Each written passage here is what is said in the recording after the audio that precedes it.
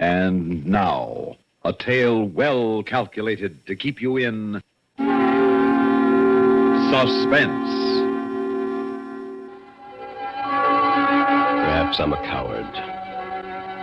I don't know. In the years that have passed, I've never told this story to anyone. I've tried to justify my silence by assuring myself that no one would believe me.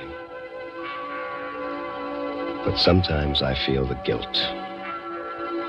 Sometimes I feel it so strongly that I could run out into the street, stop the first man I see, and tell him everything about the White House with the yellow shutters and the small brown chimneys. But then I think, why frighten him?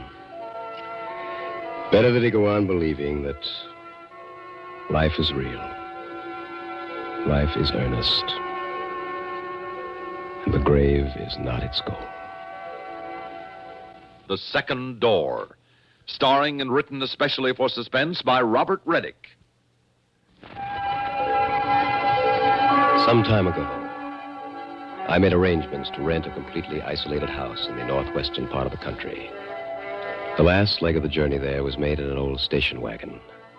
It was very late at night when we arrived, and I instructed the man who drove it to let me off at the entrance to the long driveway, as I wanted to walk up to the house alone. With a heavy suitcase in each hand, I started up the long, gentle slope toward the house. At a point, perhaps 30 or 40 yards on, the road turned sharply to the left, and up ahead it seemed there must have been a patch where the foliage of the overhanging trees grew less thickly together. For amid the utter darkness, a thin, eerie beam of light filtered down, and in it there appeared to be some sort of a shape. I had the impression that what I saw up ahead in this driveway in the middle of nowhere was a woman in a bright red dress, seated imperturbably in a chair. And suddenly, after I'd taken but a few steps further, this thing that I had been watching moved, definitely, clearly. For an instant, I thought an animal, but whatever it was remained in the filtering of light and continued to move back and forth in a slow, rhythmic pattern, in the sort of to and fro motion that one might set up in a rocking chair. Hello? Hello? Who is that up there? I strained my eyes to bring some sense of detail to this apparition, but incredibly, with each step I took toward it in the darkness, the dimmer it became. Until inconceivably, when I finally arrived at the spot where it should have been the brightest, there was total darkness. And there was nothing there. Nothing but the unmistakable sound of a rocking chair, rocking back and forth. Back and forth. Back and forth. After a few minutes, the sound of that squeaking chair slowly faded away, and I made my way onto the house, where I lay awake through the night trying to find some reasonable explanation. As soon as it was daylight, I went back to that spot on the driveway where I found nothing to make the matter more understandable. And suddenly, quite distinctly, there was the sound of a man's voice calling out to me. Hello there. And quite nearby, a man stepped abruptly out onto the driveway, having come apparently along a footpath leading through the woods. I see you're an early riser, too. Lovely time of the day to walk about. My name's Edley. Howard Edley. I thought as long as we were going to be neighbors that I'd... Neighbors? Yes, I assume you've taken over the Lonergan place. Well, yes, I have. Well, I have the place just north of you. Well, it was made perfectly clear there wasn't another house around here for miles. Oh, that's true enough, except for mine. Originally, you see, it was sort of a gatehouse, but it was cut off, remodeled, and sold to me. When was this? This is our 7th year. Of course, we use it only in the summer. We? Yes, my daughter and I. Would you care to walk back with me to my house? I'd like you to meet Marilla. Well, tell me something, Mr. Adderley. Your daughter. Yes? Does she own a bright red dress? What a curious question. Nonetheless, I wish you'd answer it. Well, I'm afraid I don't know. Why, do you have a preference for women in red dresses? By no means. Do you have a rocking chair, Mr. Edderley? A what? A rocking chair. You're pulling my leg, aren't you? No, not at all. Do you have one? Well, yes. Yes, we do have a rocking chair. The Edderly house was a one-story building, white with yellow shutters and 2 small brown chimneys. It sat in the center of a moderate-sized clearing. The surface of this clearing was made up entirely of rock, actually of one enormous rock whose top was flat as a sidewalk and level with the surrounding earth. Marilla! Yes, Father? We have a visitor. Hello. We thought we heard someone drive up last night. Oh, this is Mr. Saunders, my daughter Marilla. How do you do? It's a pleasure, Mr. Saunders. You have no idea how much. It was strange how attracted this girl and I were to each other from the very first. There was nothing precisely in what she said that would indicate how she felt, but there was something unmistakable in her attitude, her manner, and the expression in her eyes. How long do you plan to be staying up here, Mr. Saunders? Well, just until I unwind a little, maybe a month or so. Curiously, the only chair in the room was the rocker that Mr. Edderly had said he owned. I took a step toward her. No, I wouldn't sit there, Mr. Saunders. Oh, really? Why not? Well, Yes? Well, it's a little unstable. Some of the rungs are loose. Oh, I see. It seems rather old. That chair belonged to my mother. She died last year. My father's sentimental about it. I hesitated to mention it. Well, Marilla, have you prepared that breakfast for me? Yes, it's in the kitchen. Well, then I suggest I get to it. Why don't you and Mr. Saunders take a stroll about and get to know each other? Shall we? I'll be working when you get back. Well, what sort of work do you do, Mr. Edderly? Dr. Italy. Oh, really? Of what? Medicine? Oh, hardly. Of philosophy. Oh, now let's go. You two can chat another time. Doctor? See you later, Mr. Saunders. Don't you think you'll be a little chilly? Do you think so? Well, I'll get a jacket. Through the window, I could see her open the closet. And there, hanging in plain sight, was a bright red dress. I said nothing to her about it, hoping that in some way she'd get around to mentioning it, or at least let something drop that would help explain what I'd seen in the driveway. But she didn't. We strolled about for some time, and she spoke only of inconsequentialities. And when I asked her something specific about her background, she would respond with a non sequitur or direct my attention to some flower or passing bird. But with all, her attitude remained warm and friendly. I might even say inviting. And despite everything, I felt myself being more and more drawn to her. At one point, I couldn't resist the impulse to reach out for her hands. Don't touch me. What? Please. Well, I don't understand. Why should... Don't come any closer. Marilla, what is it? We'd better go back now. What's the matter with you? Nothing. I'm perfectly all right. Well, I tried to take hold of your hand. You backed away from me as if I were a serpent. Why? Please. Well, why did you do that? You looked absolutely terrified. I can't explain. Can't explain? Why can't you I explain? mean, I don't know why I did What, that. are you afraid of me? No. Well, then give me your hand. Why won't you give Leave me your hand? alone, will you? What?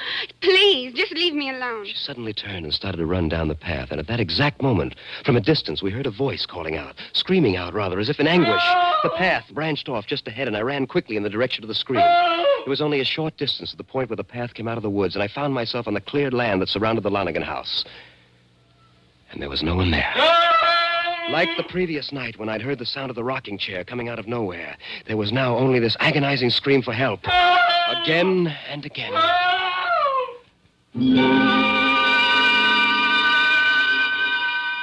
Like before, the sound eventually faded away, but not before I had the distinct impression that what I had been listening to was the voice of Dr. Edderly. I started back toward his house, but this time circuitously. To make certain that I wasn't seen, I approached from the rear of the house. And keeping low, I scurried up to a partly open window. Marilla and Dr. Edderly were inside. It was your suggestion that I walk with him in the woods. If you Well, how hadn't- could I know that you were going to behave like an infatuated adolescent? Of course he was going to touch you. Batting your eyes, talking in whispers. What kind of behavior is Oh, that? I did no Of course such you did. thing. It was outright flirtation. And then running. Imagine that, running. What else could I have You done? could have used your wits. That screaming you did for help. It was the only possible way to distract him. I'd rather he was puzzled over that than have him discover the whole truth from you. Now, I'm going down to his house and see if I can double talk our way out of this. Don't leave here until I get back. For a moment, Marilla stood in the open doorway, and then she turned and went to the bend of a long hallway where there were two heavy doors. She unlocked the nearer one and went in. Then, as quietly as possible, I made my way around to the front of the house and down the hallway to the door that Marilla had gone to. It was slightly ajar, and I could see most of the room with no difficulty. At one side, there was an enormous workbench completely strewn over with an infinite assortment of tools and electronic equipment. There were wires, tubes, lights, and meters. Marilla was seated before what at first appeared to be an ordinary television set. But there were curious labels above the three knobs that she was carefully adjusting. They read, respectively, latitude, longitude, and altitude. And she flicked a switch, and an image appeared on the screen. It was undoubtedly the Lonergan house. And it was a remarkably acceptable illusion, not only because the image was sharp and the coloring perfect, but because, astonishingly, the house was reproduced in its full 3 dimensions. The object had roundness, depth, perspective. Except for the reduction in size, every detail seemed as credible, as palpable as the original. It seemed as if you could reach in and pick the very flowers near the lawn. I stood for a time watching this, fascinated by it, until Dr. Ederle came into view, crossing the lawn, approaching the porch. Mr. Saunders! Mr. Saunders, are you at home? His voice was entirely free of the usual amplification sound of electronic speakers. It was as clear as the miniature image of him that walked up to the door and knocked. And getting no answer, he went back toward the woods. At this point, Marilla must have heard me move slightly, for she suddenly turned, and in one motion she clicked off the set and came to her feet. What? That device, did he invent that? You mustn't stay here. He's coming right back. Well, there doesn't even seem to be an electronic speaker in that thing. Are there cameras, microphones, or does he merely twist those Oh, knobs? if he finds out that you've seen Well, it. why is he keeping this a secret? It's not perfected. Is that true? Yes. Marilla, listen to me. You seem to be frightened by something that's going on around here. I know that I am, and I want to know what it is. Now, I also want to help you. There isn't much I can do if you won't tell me the truth. Now, what's in that other locked room? What? In the room next to this. My father works in there. Well, I'm sure he does, but at what? What does he work at in there? I can't tell you that. Why not? Because it's really his affair. But you do know what it is. Yes. You're going to unlock that door, Marilla. And you are going to unlock it now. Oh, please. Well, go on, Marilla. Why don't you oblige the gentleman? When a man is as curious about something as all that, I don't think he should be kept in frustration. Marilla, give me the key. Father, what are you Give it to doing? me. Now, Mr. Saunders, if you'll just step this way. We walked to the second door where Dr. Ederle inserted the key in the lock and opened it. I looked into a very small room, the floor, walls, and ceiling of which were made entirely of frosted glass. And there was nothing else. It was empty. On the outside of the door, there was a panel, which he slid aside to reveal 3 knobs like the others I had seen, similarly labeled latitude, longitude, and altitude. Actually, Mr. Saunders, there are microscopic perforations in the glass to admit air. Now, would you be good enough to give me the name of a place some distance away? A place? Anywhere you choose, anywhere on Earth. Someplace I would like to see? No, Mr. Saunders. Someplace you'd like to be.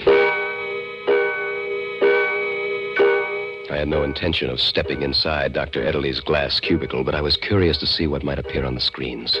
And I gave him the general location of the New England farm where I was born. Alongside on the hallway, there was a series of bookshelves. It held a selection of highly detailed atlases and charts, and from one of these we determined the exact location of the farm. Then he carefully adjusted the knobs. I watched from the doorway as the glass began to glow with colored light.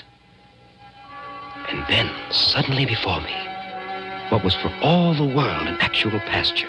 Trees and sky, flowers and grass, and in the distance a barn with a silo leaning like the Tower of Pisa. That barn, I played there when I was a child. Involuntarily, I must have taken a step toward it, for I heard Marilla's voice. Don't go in there. Be quiet. I turned around and I saw that Dr. Ederle had a gun in his hand. Stay where you are. Enjoy yourself. Play in the barn again, Mr. Saunders. And now I was completely engulfed in this farmland scene. It was astonishing. It was as if I were a very part of it. If I had somehow awakened here, never having seen those blank glass walls, I would have completely believed that I was standing in this open countryside. Where'd you come from, mister? I turned. I saw a farmer standing what seemed to be about 10 yards away. Something I can do for you? Well, no, What you doing here? well, I Lose your way? Well, not exactly. You see, Well, go on. Well, I was born here. My family used to own this place. I just thought I'd look... Take a look around. Yes. What's your name? Gordon Saunders. My father was... Dan Saunders. I heard of him. He had the place 30 years ago. That's right. Want to see the house? Well, I... Then come on. He turned his back and walked away. Bring that rake along, will you? It was lying on the ground near my feet. I bent down. But my hand didn't close about the handle of the rake as it would have ordinarily, but rather passed right through it as if it weren't there. Nothing but sounds and images projected across the continent. You coming? No. I'd rather be by myself. I'll just take a little walk around, if you don't mind. Suit yourself. We'll be up at the house if you change your mind. Well, thank you very much. And he turned and walked further away. He went on. Then suddenly there was the sound of a key, and the door opened back into Dr. Ederly's hallway. Somehow, in an effort to save me, Marilla must have managed to get the key and the gun away from her father. Had quickly opened the door of the cubicle and thrown the gun down the length of a long hallway. As I came out, she was grappling with him to keep him from reaching it. Before I'd taken 2 steps toward them, he'd broken loose and was running for the gun. It was obvious that he'd reach it before either of us, and in a moment, we'd both be helpless. I had a revolver in my suitcase at the Lonigan place, and I knew that our only chance was for me to get it. I ran out of the house and into the woods.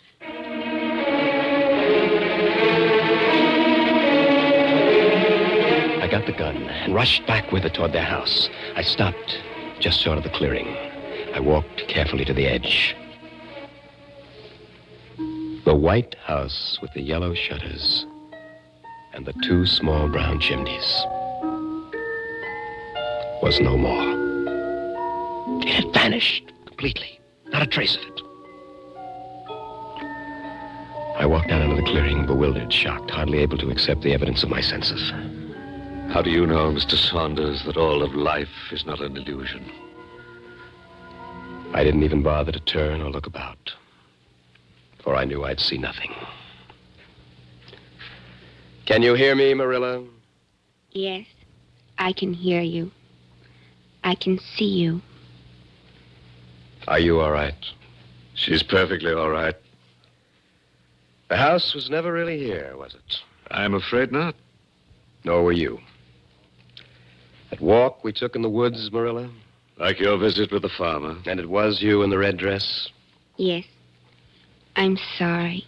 I was doing some experiments. There was a short circuit, and the image appeared in the driveway.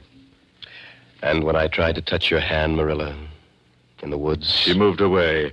We were careful that you never actually touched anything connected with us. Ourselves, the rocking chair, even the doors of the house were held or left open for you. The floor? What you felt under your feet was the same flat rock you're standing on now. What you saw was the illusion of floorboards. No, nothing to touch. As yet. As yet? We have 5 senses, haven't we, Mr. Saunders? You were quite beguiled by the use of only 2. Oh, I expect to have no particular difficulties with odors and tastes. But the sense of touch... You'd be interested to know that I've begun my experiments with the sense of touch, Mr. Saunders, and with very encouraging results. I'd considered conducting another experiment now, with you as the subject. With you, and with a bullet from my gun. Oh?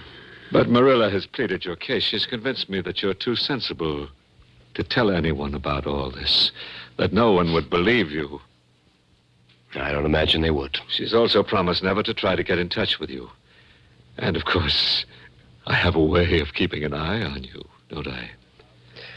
That house actually does exist somewhere, doesn't it? Yes, but you won't try to find it, will you, Mr. Saunders? And, of course, your name isn't Ederly. I should think not. You know, I've thought of an interesting experiment we might conduct in the place of the one with the bullet.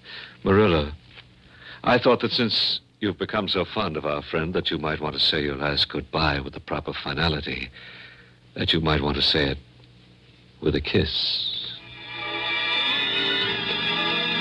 For a moment or two, there was silence. And then I heard Marilla's voice. very close, almost in a whisper. I've never heard your first name. Would you tell it to me now? It's Gordon. Goodbye, Gordon. And then I felt Marilla's lips on mine, gently. A tender pressure that lingered on my lips for a moment, and then was gone. And now, Mr. Saunders, now that I have given you your life, would you tell me in return if you felt Marilla's kiss?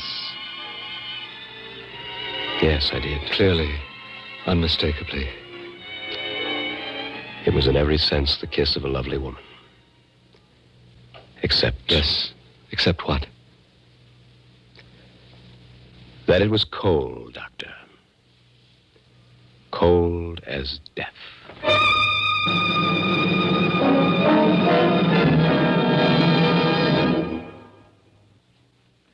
Suspense.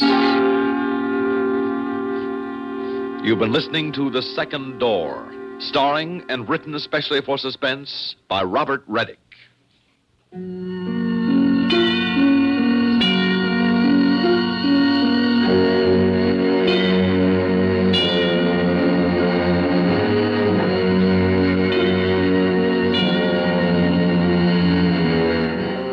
Suspense is produced and directed by Bruno Zerato, Jr. Music supervision by Ethel Huber.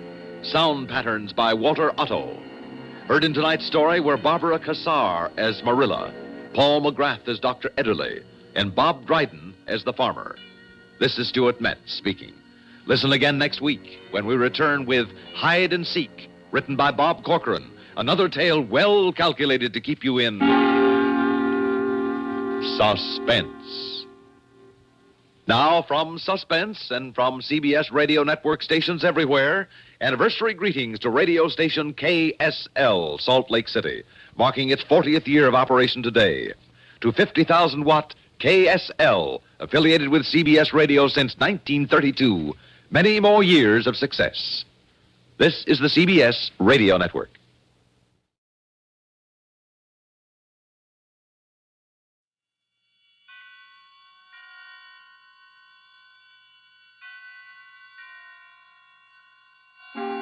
Suspense.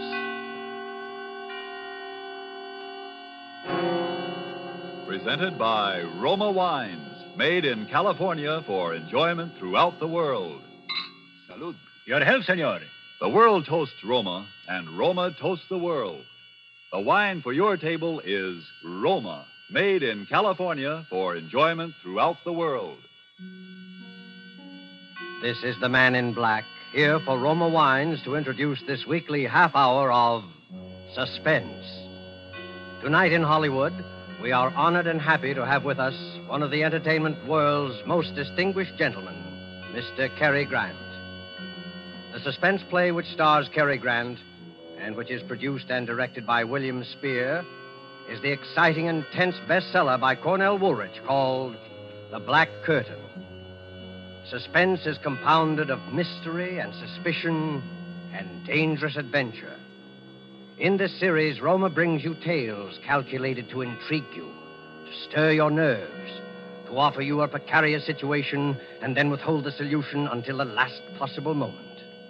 And so, with The Black Curtain and with the performance of Cary Grant, we again hope to keep you in suspense.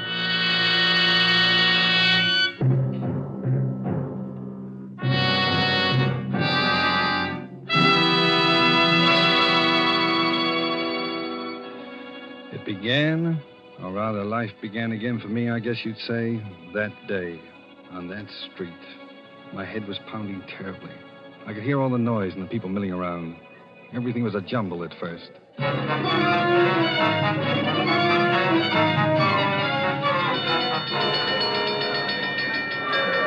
right, gangway there now. Let the dock through. I seen it happen, Mr. Policeman. He was running. Boy, he really gave himself a clunk on the bean. All right, son. Now get back there. Everybody back. Oh, my head. Easy, fellow. His wallet fell out of his pocket, and a big boy grabbed it and ran away. He All went up... right, now back, everybody. Let the doctor through. Give him air here. I'm okay.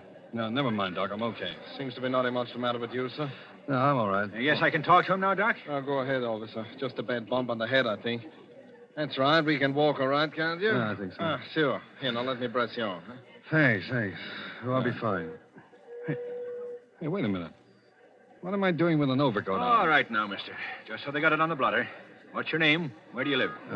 Townsend. Frank Townsend. 820 Rutherford Street. You want a cigarette? You're still shaky. No, thanks. I don't smoke.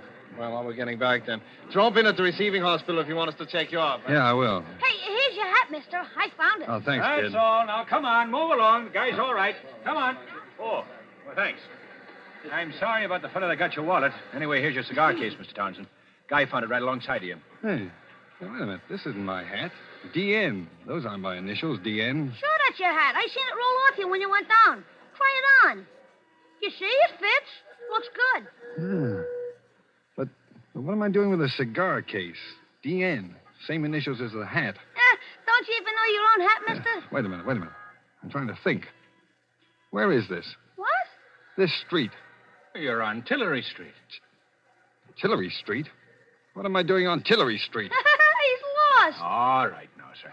My suggestion is that you go on home and go lie down. It's cold and starting to snow. No, please, wait a minute. Don't leave me. Tell me. What happened? Why, you slipped on this icy sidewalk. Fell down and hit your head good and hard on the curb. You were out for about 20 minutes, and then you... Wait.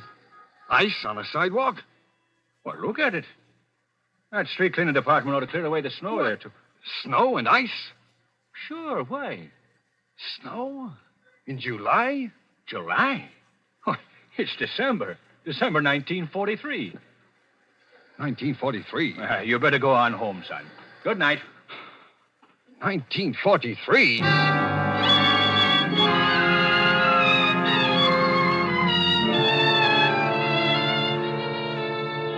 December 1943. The last I remember was July 1940. 3 years just gone. Amnesia. A black curtain comes down over your mind. That black curtain had been over mine for 3 years. Where had I been? Who had I been? I hadn't been Frank Townsend. I'd been someone else. DN. Someone whose initials were DN. I walked along Tillery Street thinking about it those 3 years. I could have been married. I could have been a thief. I could have... Something made me turn around on the street for a moment. That was when I first saw him. Gray eyes. He'd been talking to the cop who took my name. He looked up as I did. And then he started to walk rapidly in my direction. I backed away instinctively. Something about him spelled trouble. He called to me as he came forward. Hey, you! Stop! Townsend! Instinctively, I knew I should run, get away from him. Hey, you! I looked back as I rounded the corner. He had a gun in his hand. He raised it. Then I turned and ran for my life.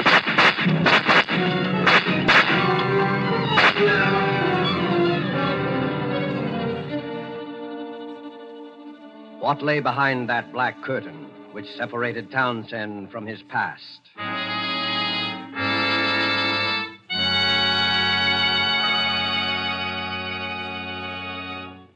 With this remarkable story, and with Hollywood's distinguished Cary Grant as our star, the Roma Wine Company of Fresno, California, tonight assumes the sponsorship of Suspense, radio's outstanding theater of thrills. This is the dinner hour at an exclusive yacht club in Latin America. And we discreetly eavesdrop on that gentleman and his lady there at the table. This has been a lovely dinner, Ramon. And only you would have thought to have such a delicious wine as the finale. It was so perfect. Is it truly a wine from California in North America? Yes, see? This is the noted Roma port of California in the United States. We were fortunate to have it tonight, for now, in time of war, only occasional ships can bring us Roma wines. I knew that you would. Fortunate?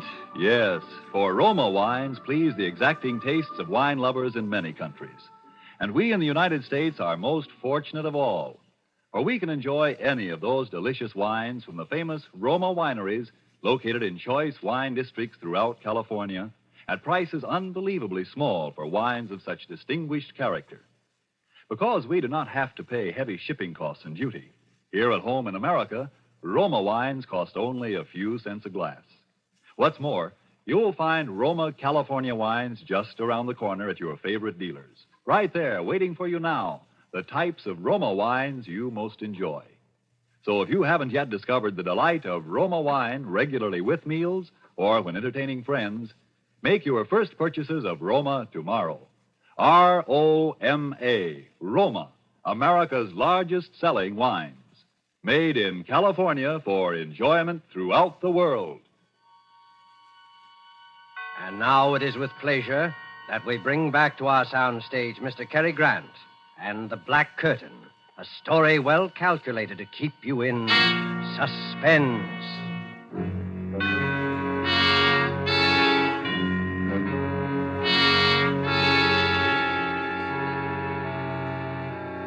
Why was he following me? With a gun. What did Gray Eyes want with me? I must have done something. I beat it down the subway and hid. I had to think it all out carefully. I knew I was on the spot for something. Gray Eyes meant business. What could it be? Who had I been? During those last 3 years with that black curtain in front of them.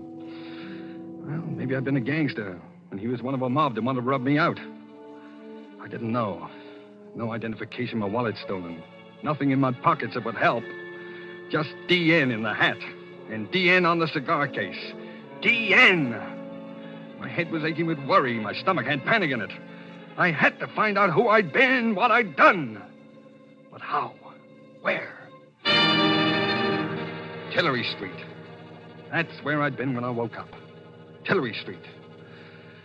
Well, maybe Gray Eyes would go back there, too, looking for me. But I had to take that chance. Tillery Street.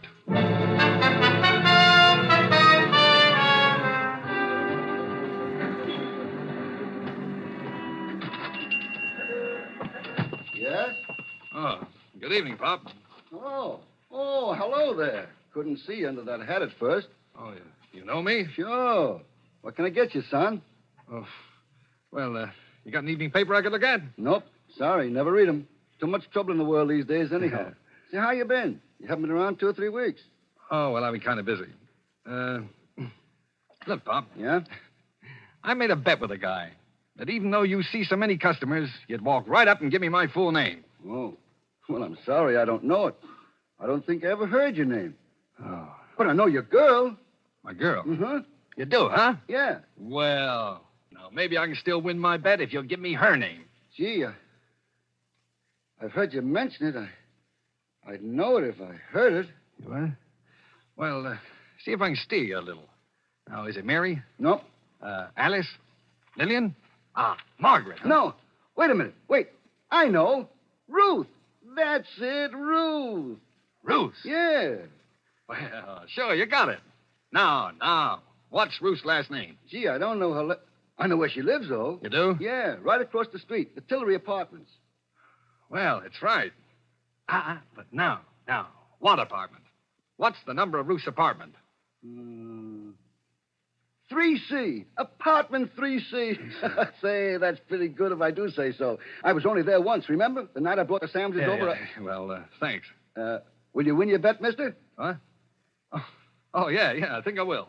What's your name so I'll know it next time? Oh, I'll tell you tomorrow. I hope. So long. So long, Pop. Thank you. I'll be...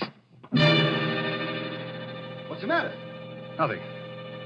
I just tying my shoe. I'd just been going to walk out when I saw him standing across the street, Gray Eyes again. I ducked down behind the store window and watched him. He looked over in my direction and then up and down the street. Oh, then he lit a cigarette and strolled down to the corner. The minute he disappeared, I yanked the door open, dashed out, ran across the Tillery Apartments, and went in.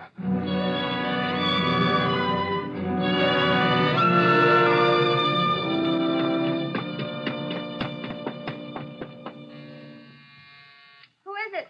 Ruth? Yes? It's me. Dan! Oh, Danny, where have you been? Get in here. Oh, darling, it's really you. I thought you... Hello, Ruth. Oh, Danny, why did you come here? He's been around here twice today. He may be in the neighborhood right now, for all you know. Who? Oh, well, Slattery, of course. Has he got gray eyes? What? Yeah. Did you ever see a detective that didn't? Oh, I see. Sure. Danny, what's the matter with you? You're acting so strangely. Well, I just want to look at you. You seem so different, so far away. You haven't kissed me. Well, that's easily fixed. Oh, darling, where have you been for 3 weeks? All around. Miss me? You know I did. Oh, Danny, do you think we could get away tonight? I've got $3,000 saved up. We could go to Mexico or South America. We could get married. Mr. and Mrs. Daniel Nearing tour the world. Daniel Nearing? Oh, yeah. And wife? Sounds plenty good to me. Oh, you'll never know how good. We'll get out of here tonight. I'll call up and tell them I'm quitting my job. I'll say I'm sick. All my stuff's here. Nothing's out there but a couple of uniforms.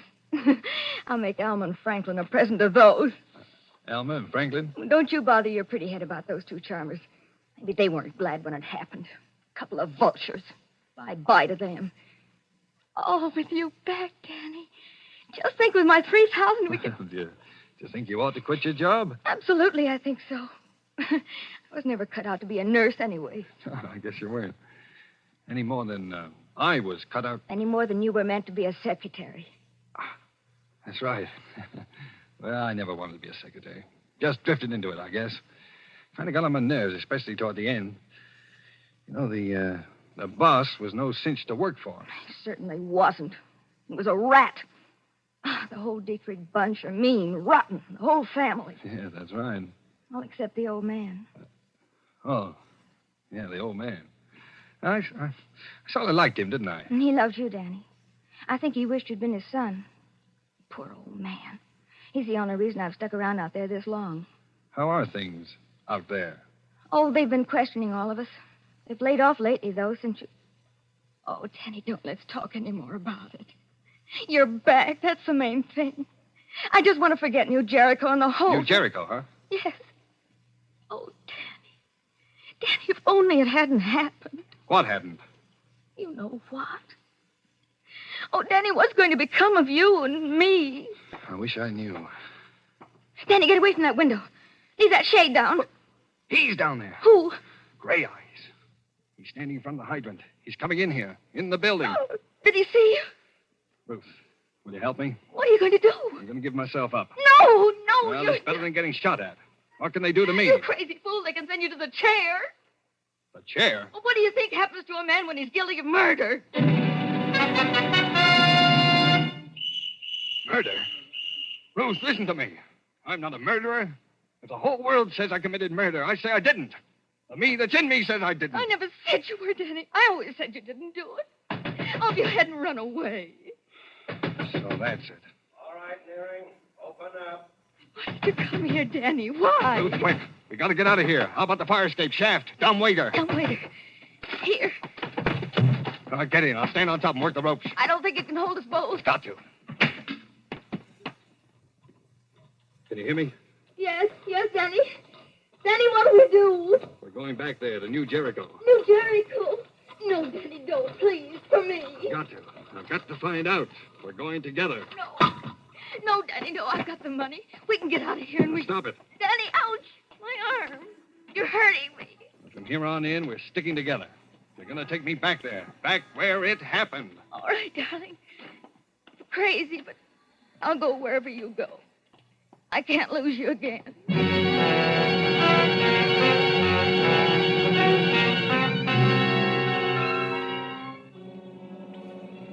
On the train, Ruth and I said very little to each other. While I hid in the telephone booth at the Pennsylvania station, she'd bought us a couple of cheap overcoats. I sat hunched up in mine, thinking. Ruth had brought along the newspaper clippings. I looked at what they said for the 20th time, trying to see if there was anything there that would help me. Dietrich Slayer's sought, it said. Secretary wanted in brutal slaying at suburban estate. Police are pressing the search for Daniel Nearing, secretary in the employ of the late John Dietrich, 58, member of a well-known local family who was shot and killed in the drawing room of his New Jericho estate on the morning of November the 7th. Nearing disappeared November the 7th, on the morning of which date he is known to have had a bitter quarrel with the deceased. This last was attested to at the inquest by Alma and Franklin Dietrich, widow and brother of the murdered man. Well, I had all the facts now. Wanted for murder. And yet everything that was in me told me that no matter who I'd been, however many memories I'd lost, that I was no killer, that I couldn't have. I had to get into that Dietrich house and stand again in the room in which it had all happened. Maybe something would come back to me. Maybe there would be...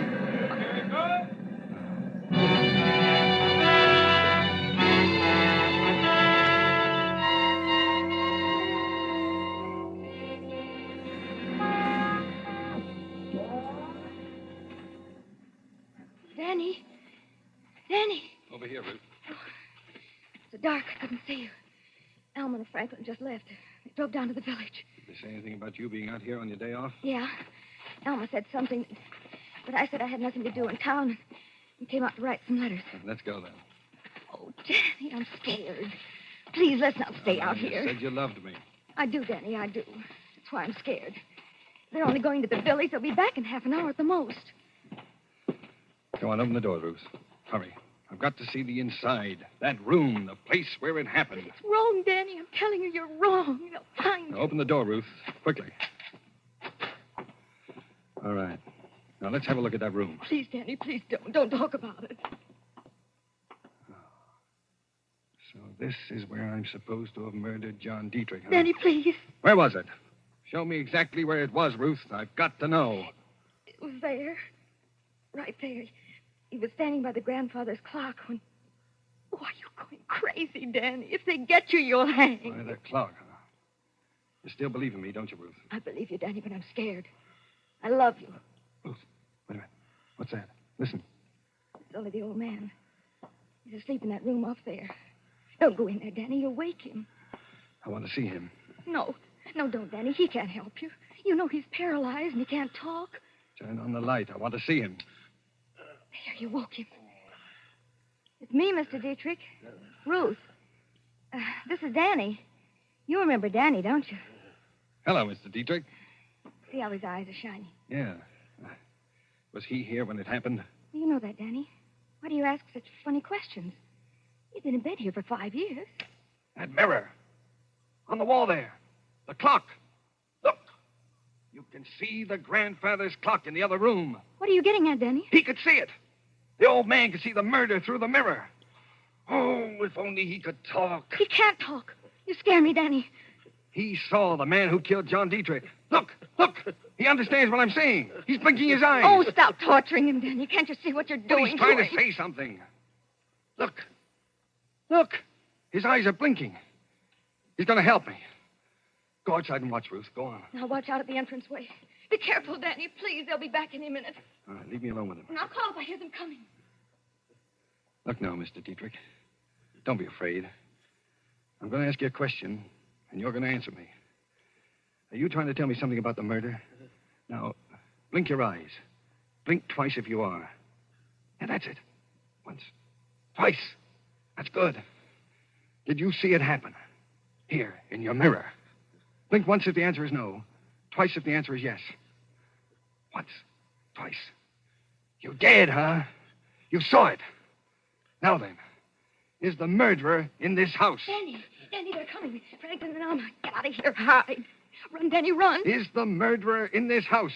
Blink once for no, twice for yes. Yes, in this house. Danny, they're coming. Wait, I've almost got it. Now, Mr. Dietrich, was it me? Once for no, twice for yes. Was it me? Get out of here, Danny, into the big room behind the curtains. I'll talk to them.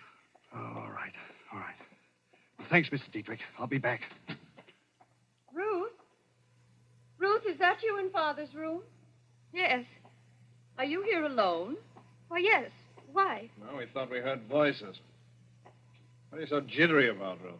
I'm just tired, that's all. May I go to bed now? Father's still awake, Ruth. He'll go to sleep, all right. I'm going upstairs, Mrs. Dietrich, now. Good night, Ruth. And take your flashlight with you. Oh, I'm sorry. It was dark on the road tonight. Good night, Ruth. Good night. She's brought him back here with her. Him, I think. Who? Dan? Oh, Franklin. Take it easy. If he's here, we'll get him. After the evidence we gave against him at the hearing, I'm frightened. Let's get out of here fast. I'll go to the village for the police. Call the police. No, I'll do it. Hello? Hello? It's too late. It's dead. The wire's cut. Come on, we'll both drive to the village. But he may be waiting for us out by the car. Oh. What? Yeah. What are you doing there, Franklin? I think I just might need my gun. Come along.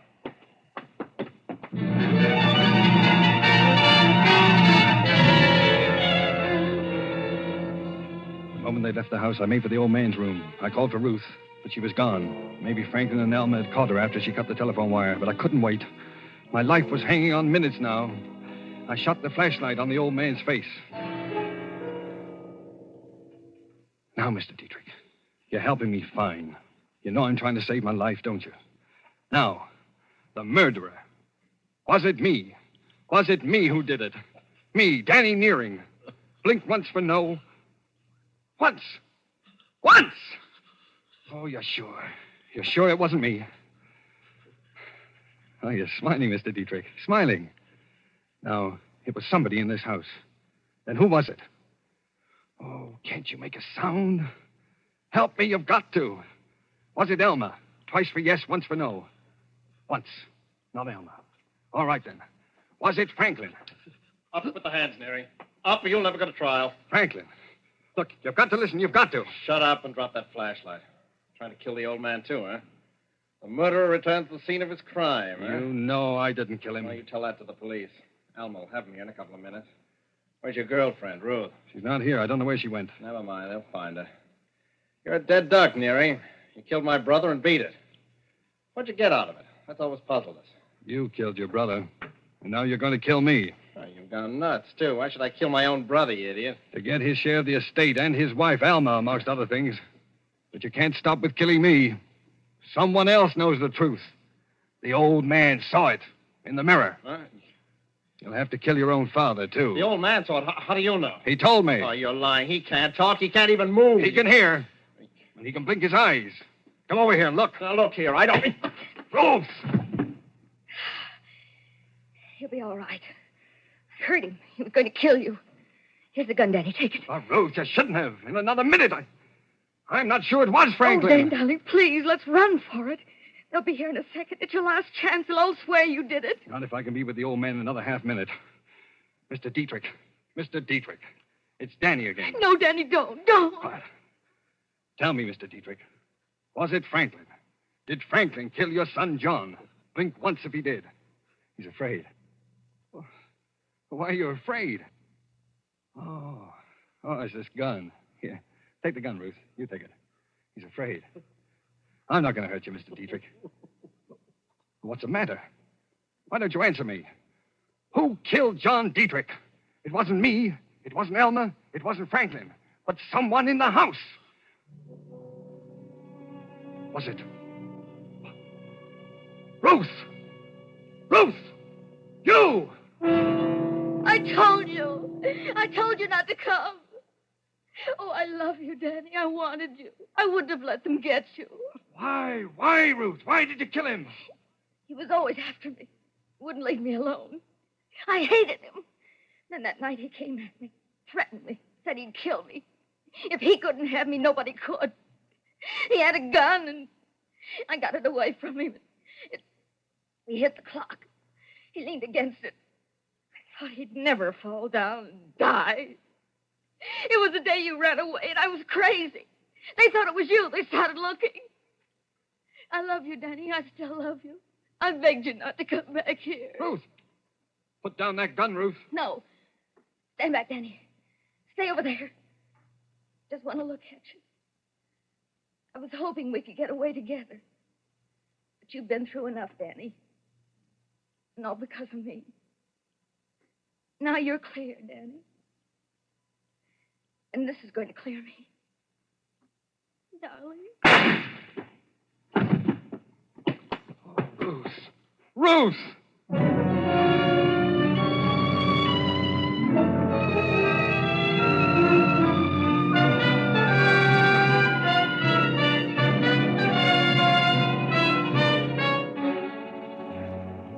Well, I guess that's about all there is to tell. I tried to put it all behind me, to resume my life where it left off over 3 years ago. Sometimes when it gets toward evening, I go and walk along Tillery Street. Once in a while, somebody I don't know, will say, "Hello, Danny." I just say hello and walk on. I don't want to find out anything anymore. I want it all to die away and be still. And it will.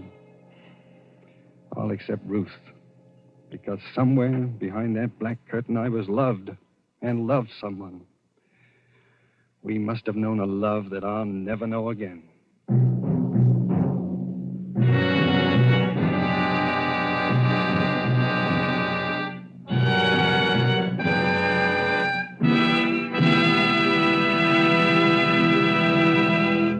And so closes The Black Curtain, starring Mr. Cary Grant. Tonight's tale of Suspense.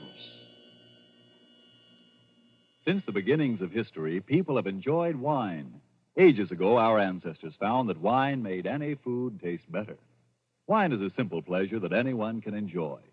That is why Roma has devoted all its wine-making skill to producing wines of fine quality at a price that means you can enjoy them often, just a few cents a glass. Don't feel that you need fine crystal or a special occasion to serve Roma wines. Next time you have a quick supper, serve Roma wine in plain tumblers with your spaghetti or cold meats. And notice how much more enjoyment and zest it adds to the meal. Serve Roma wine often, cool or chilled. You'll quickly discover why Roma, R-O-M-A, Roma wines are America's largest selling wines. Yes, Roma wines are true to type. Roma wines are faithful in flavor. Roma wines are sound of character. Roma wines are reasonable in cost. Made in California for enjoyment throughout the world. Our thanks to Cary Grant for his suspenseful performance here tonight. And Mr. Grant wants us to say that he will be listening with you next week at the same hour to Mr. Robert Young in the story called The Night Reveals. Don't forget then, next week, same time, for Robert Young in Suspense. Presented by Roma Wines, R-O-M-A, made in California for enjoyment throughout the world. This is the Columbia Broadcasting System.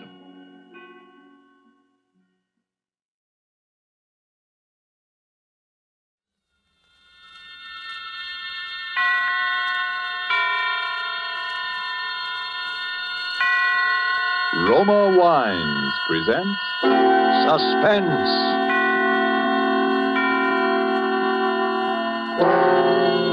Roma Wines, made in California for enjoyment throughout the world. Salud. Your health, senor. Roma Wines toast the world. The wine for your table is Roma Wine, made in California for enjoyment throughout the world. This is the Man in Black, here for the Roma Wine Company of Fresno, California, to introduce this weekly half hour of Suspense. Tonight from Hollywood, Roma Wines bring you Joseph Cotton in a suspense play called Sneak Preview, which tells of a rather remarkable adventure experienced by that noted director of screen thrillers, Frank Henderson. And so, with Mr. Henderson's by far stranger-than-fiction story, as related and enacted by Joseph Cotton, we again hope to keep you in suspense. Go ahead, please, Mr. Henderson. This all began, you say, 2 weeks ago? Yes, that's right. I just finished the final cutting and dubbing on my newest picture, Escape to Destiny. Think you'll like it, by the way. Lou Ellis says... Yes, go on. Well, I took the film east with me, and the first day I got there, we ran it in the projection room for a few of the boys in the New York office. They seemed to like it pretty well, which, of course... Ruth, now that it's all over, and we're safe... Yes? Well, there's one thing that still worries me. What's that? It's... Ruth... Will you marry me? Darling, that's the one thing I've known the answer to from the very beginning.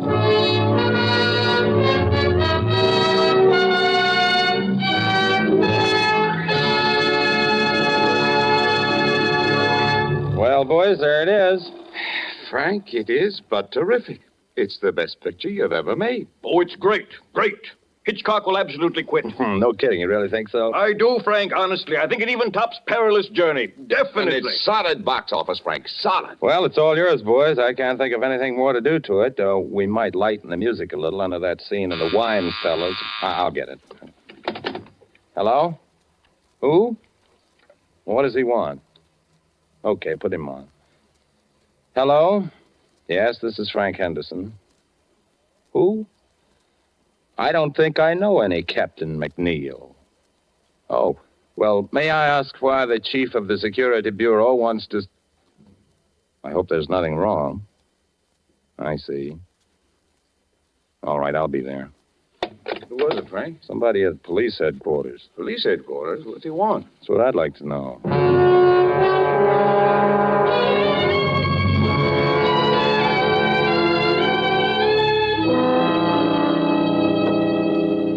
Well, Mr. Henderson, my secretary tells me you were a little mystified. Well, a little, I guess. You never heard of any Captain McNeil? Oh, no. It was just that I didn't think to connect you with the Captain McNeil. Very nicely put, Mr. Henderson. Very nicely put. But you don't need to explain.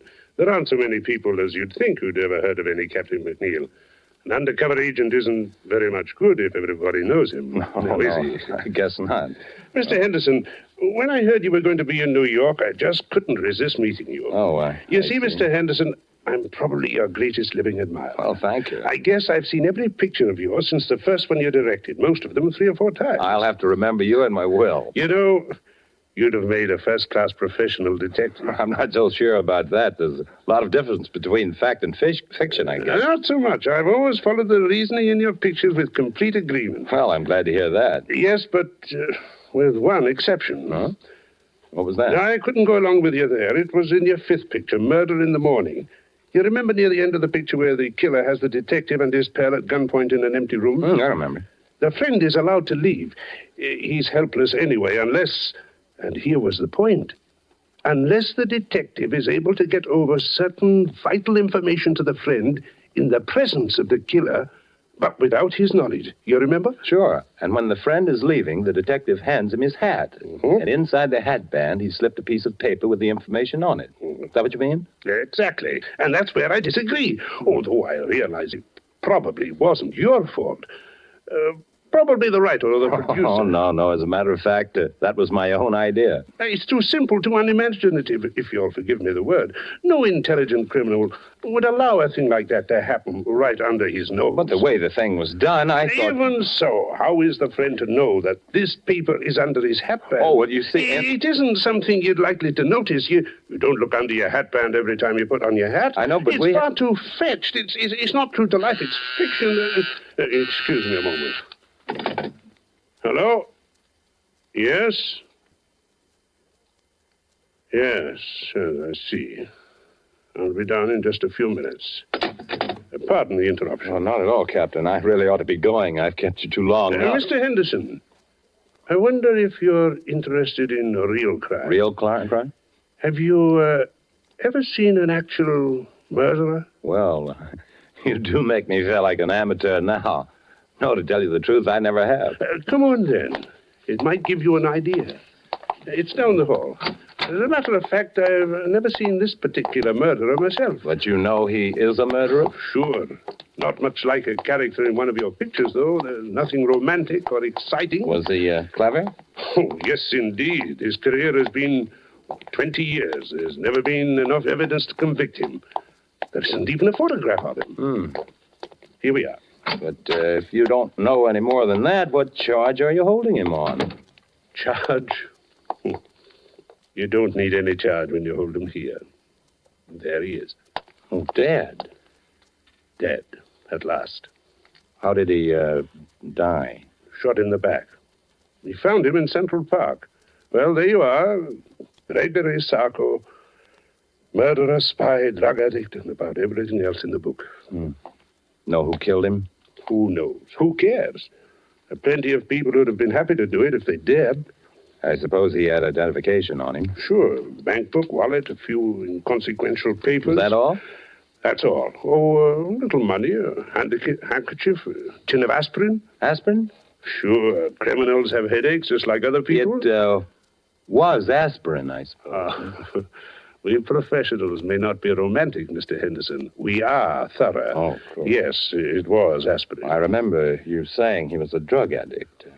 So that was all he had on him, huh? That's right. Nothing very sensational or exciting. No clues. What about that bank book? Was it in his own name? Oh, he had a lot of names. Gregory Sarko was the one in the bank book. His own, by the way. Why? Because a perfectly crazy notion has just entered my head. For a new picture? It could be. But, well, here am I in New York, little time on my hands, and, well, the guy intrigues me, that's all. A dead man intrigues you? His life intrigues me, sure. Finding out more about it intrigues me. What's the difference? The guy's dead. What have I got to lose? Well, now, I don't to say it's likely, Mr. Henderson, but it's possible, just barely possible, that you might lose your life.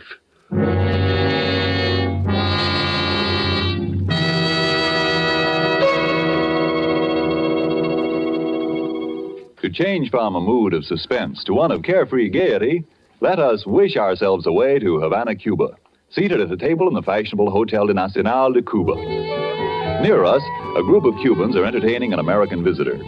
Our American has just remarked that in point of great enjoyment, the Cuban rumba is one of America's most delighting imported dances. And then, raising his wine glass, the Cuban host responds, "Then we have perhaps discharged some part of our debt to you Americans for this wonderful tasting wine that gives us such great enjoyment. It is wine that Cuba imports from your faraway California. It is Roma wine." Americans didn't have to wait for wine connoisseurs of other lands to discover the greatness of California's wine districts, the superb quality of Roma California wines. So many millions made this discovery for themselves that Roma wines have long been America's largest selling wines. But these millions discovered something more. In Roma wines, they discovered an easy, inexpensive way to increase the delights of daily living. Yes, millions have discovered that Roma wines is a beverage on the table, and when used in entertaining, add charm of a special and wholesome kind. I told you Roma wines cost little. That's because here in America you pay no high import duty, no expensive shipping charges. 2 Roma wines are made in Roma's own wineries in the heart of choice California vineyard districts. So cost to you is only pennies a glass for R-O-M-A, Roma wines, made in California for enjoyment throughout the world. And now it is with pleasure that we bring back to our soundstage Joseph Cotton as movie director Frank Henderson and Robert L. Richards' sneak preview, a tale well calculated to keep you in suspense.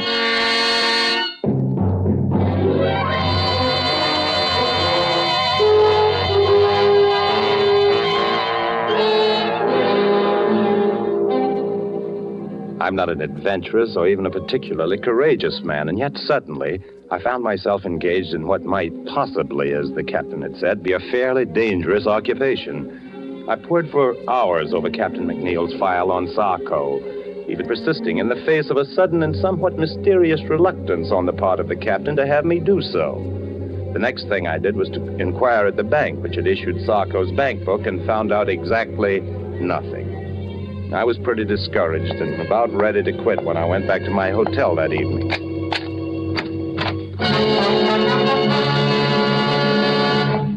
Would you mind closing the door, please? Thank you, Mr. Henderson. My name is Edwards. How do you... Say, what's the big idea? No, Mr. Henderson. Keep away from the telephone, please. Are you threatening me with that gun? I regret it, Mr. Henderson. I deeply regret it, but unfortunately I cannot deny it. Listen, this whole thing is ridiculous and melodramatic. Mr. Henderson, why are you so interested in Gregory Sarko? Sarko? Yes, Sarko. Just what, if you will forgive a B-picture expression, is your racket? Racket? Oh, no, Mr. Henderson. I just like to make money, that's all. Look, Mr. Edwards, or whatever your name is, if it's any of your business, and I don't see that it is, my interest in Sarko is simple curiosity. I was talking with a Captain McNeil at police headquarters. He showed me his file on Sarko. Of that much I'm quite aware, sir. Well, if you know so much, what are you doing up here acting like a suspense radio character? It may sound silly to you, but it was just that I'd never seen a murderer before, alive or dead, and when I saw Sarko's body at police headquarters, I got interested. Mr. Henderson, would you mind repeating that? I said I got interested. No, you said you actually saw the body of Sarko? Sure. What's so terrific about that? Did you see his face? Of course. What did he look like? Iron gray hair, dark eyes. Yes. Mr. Henderson, we simply must reach an understanding. You've no idea what possibilities this opens for me. Well, I'm no mind reader. Mr. Henderson, may I have your word that you will do nothing unreasonable if I put away this gun? Okay. Thank you. I must administer my eye drops. My eyes are very bad. Perhaps you've noticed. I thought you might have a cold. No, nothing so simple, unfortunately. Congenital weakness. There we are. Now, Mr. Henderson, my interest in all this is very sordid, I'm afraid. Money, to the extent of, shall we say, $300,000. Oh, nice tidy little sum. Half of that sum could be yours, Mr. Henderson. You'll forgive me if I don't jump at such a handsome offer without knowing a little more about it. I might have realized, I suppose, that mere lucre was not paramount to one of your position. Let's leave paramount out of this. Yes. But, Mr. Henderson, it so happens that I can put you in the way of quite a bit of rather special information about Sarko. I shall write several of them down for you here. That's just fine. Write several of what down? Names, addresses, places where you can discover what you want to know. Okay, what's the catch? Mr. Henderson, you must trust me. What do you want? I want very little. But when you've seen these people, and when what they tell you suggests that there is still more to know, come to see me. I've written that address down, too. Good night, and good hunting.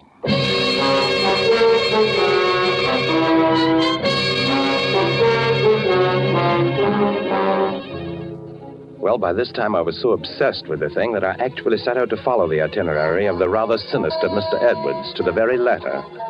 There was the man serving a life term at Sing Sing. His name was Coletti. Well, it didn't used to be so healthy to talk about Sarko, but seeing he's dead, yeah, I know him pretty well. Did you ever do any business with him? Yeah, we had one little deal. He helped me in some business I had with Senator O'Malley. You remember him? He was chairman of the Foreign Affairs Committee during the disarmament conferences after the last war. That's right, until 1927. Was that the year you and Sarko had your business with him? Oh, that's right. That was the year he was assassinated, wasn't it? Yeah. It was quite a coincidence, Mr. Henderson. Quite a coincidence.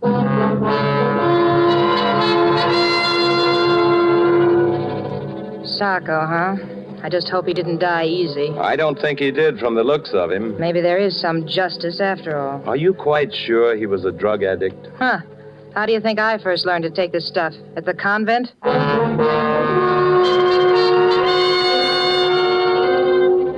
Yeah, there is one guy who might talk. I never seen him, but they called him Eddie the Greek. He used to hang around Doyle's gambling place.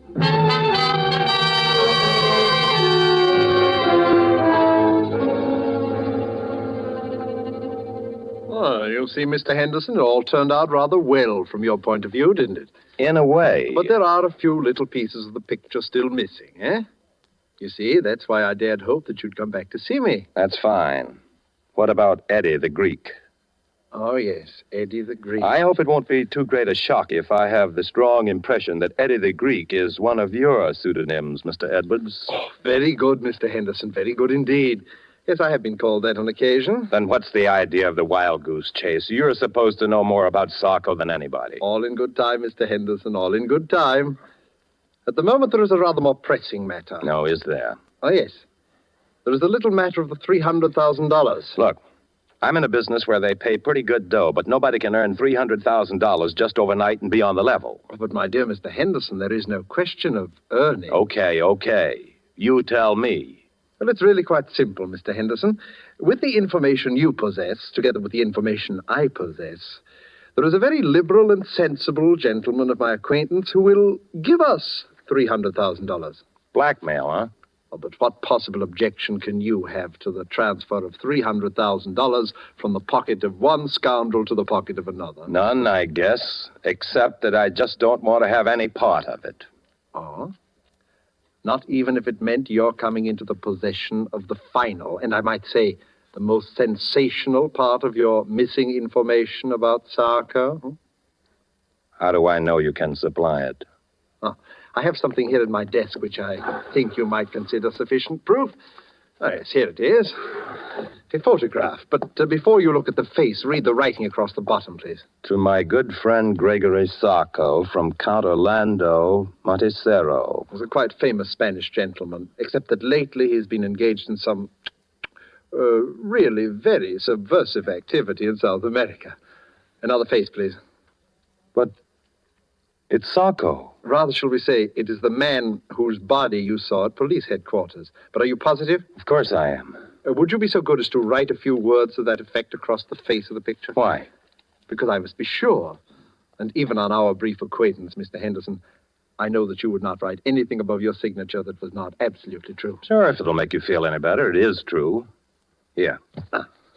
So, now you see it, Mr. Henderson. You saw this body, you alone, except for one or two police officers with whom I confess it is a little difficult for me to deal. And the body is not that of Sarko. And the real Sarko? Is alive and quite well, I'm happy to say, and here in New York. How could I meet him? Oh, you will meet him, Mr. Henderson, when he pays us the $300,000.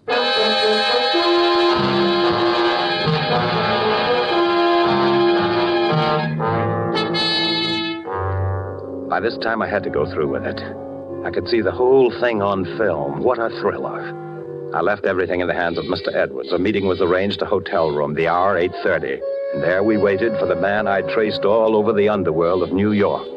The murderer, spy, dope peddler, Gregory Sarko. Not nervous, are you, Mr. Henderson? Aren't you? A little. Yes, I must confess. Our visitor this evening is not what you might call an easygoing man. But we will not be murdered. No, we will not even be followed, at least not successfully. Where do you go from here? To my little apartment where you met me. It's the safest place in all New York. You don't mind if I catch up on my notes while we wait? Your notes? My private file on Sarko. Oh, of course. You know, Mr. Henderson, sometimes I fear that you might think that I've not been quite as candid with you in this matter as I might. Well, there are one or two little things, aren't there? Your own connection with Sarko, for instance. Naturally, but I honestly believe that once you just... Will you stand by the door, please, Mr. Henderson? Open it when I give you the word. Do you have to point that gun? There will be no shooting. This gun is just in case. You may open the door now, Mr. Henderson. Come in. Good evening, gentlemen. Captain McNeil. Surprised to see me? Naturally he is. When an appointment has been carefully arranged for Mr. Henderson to meet the arch-criminal Sarko, and when that arch-criminal turns out to be none other than the illustrious Captain McNeil, naturally. Oh, I sort of wondered how you managed to get yourself a part in this little drama, Mr. Henderson. Now I know. Well, would you mind awfully explaining it to me? If I were to tell you that I am not Sarko, but rather that your confederate, Mr. Edwards, is Sarko, would that help? Oh, I'm truly sorry, Mr. Henderson. It seems my fate to be forced from one deception to another. Then you are Sarko? In a word, yes. You see, Captain McNeil would scarcely have acceded to my request if he'd not feared that a third and highly respectable party were also privy to our little secret. After all, there would be ways of dealing with Sarko, but a well-known motion picture director, that would be another story. By the way, Captain, did you bring the money, please? I did.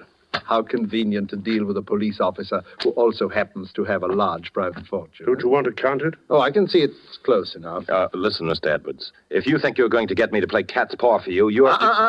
Mr. Henderson, you forget that I have your signature on the photograph of that man whom the good Captain McNeil mistakenly killed. You see where you fit into the picture now, Mr. Henderson? And not a very pretty picture either. Yes, it would be most inconvenient for Captain McNeil if it were known that he had accidentally liquidated the good Count Montresero, even though from a patriotic standpoint it is undoubtedly an excellent thing that he did. But there might even be international complications, might there not, Captain? Mr. Henderson, if I'd only resisted the temptation to show you that body. If only you had, Captain McNeil. You'll forgive me, gentlemen, if I administer my eye drops. My eyes seem to grow worse as my fortunes grow better. And you'll forgive me if I leave now? Perhaps someday there'll be another meeting. It could happen. Yes, who knows? Your hat, Captain McNeil. Thank you. Good night. So you're the great Sarko, eh, Mr. Edwards? You see why I could not tell you before. Believe me, I wish to, if only because your interest was so flattering. You know, he'll catch up with you someday, Mr. Edwards. Captain McNeil? Not as long as I can prove that he killed Count Montresero. By the way, was that just a sort of happy coincidence for you, or was it? Not quite. I had done some business with the Count which had turned out rather badly. Oh, he was a pure Nazi agent, without doubt. In any event, I was in difficulties with the fellow, and I persuaded him that he could secure some very valuable information if he would appear in New York as Sarko, which he was unwise enough to do. And then you tipped off Captain McNeil that Sarko was in town. You're a pretty clever boy, aren't you, Mr. Edwards? Thank you, Mr. Henderson, thank you. And now may I suggest that we return to my little flat? We? Under the circumstances, Mr. Henderson, I believe it would be safer for both of us.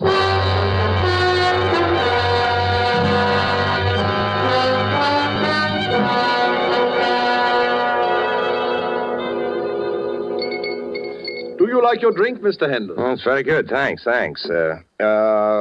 Mr. Edwards, I do wish you'd put that gun away. Oh, yes, the gun. Mr. Henderson, I've been trying to think of a way out of this dilemma all evening.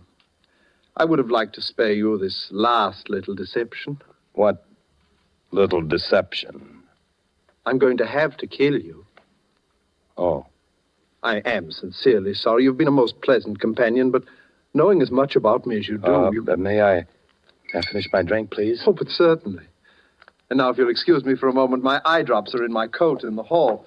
Oh, by the way, it's useless to try to escape, Mr. Henderson. This is the only way out, and the windows are barred with steel shutters. Thank you for the information. Edwards! Edwards! Dead. Captain McNeil. I take it that someone has just liquidated our friend Sarko, or Edwards, as you prefer. So it would seem. Did you see it happen? No. Did you have much trouble finding your way here? None whatsoever, Mr. Henderson. I'm afraid I have a little confession to You don't need to. But I do. You remember the matter of the information on the piece of paper slipped under the hatband? The thing in your picture that I disagreed with? I remember. I apologize. It's a highly practical device. Highly practical. Well, perhaps it wasn't made clear enough in the picture that the paper was rolled up into a little hard ball. I suppose it hurt your head when you put your hat on. It did. And I found the address of this place when I removed it. You'd make a fine detective, Mr. Henderson. By the way, how much have you known? You know, I'm kind of surprised myself. Quite a lot, as a matter of fact. You knew about the body I showed you? Well, I was pretty sure it wasn't Sarko, a drug addict who takes the precaution of carrying aspirin for his headaches, would certainly carry his favorite drug, too. I used that in a picture once myself. Don't you remember the blue canary? So you did now, so you did. I should have remembered. And I suspected Edwards because of the eye drops. There was nothing the matter with his eyes. His particular brand of drug works on any mucous membrane, including the eyes. Mr. Henderson, you're all right. And just what are your immediate plans? Well, I'd kind of like to get out of here. Now, what about the money and the photograph? Don't let it worry you. The money and the photograph are safe. I kind of thought so. And I suppose we can safely leave to the regular police force the question of who killed Sarko. I think we can. If I knew who, I'd sort of like to thank him. He did save my life, you know. And if he knew you, I'm sure he'd want to thank you as well, because, in a way, you also saved his life.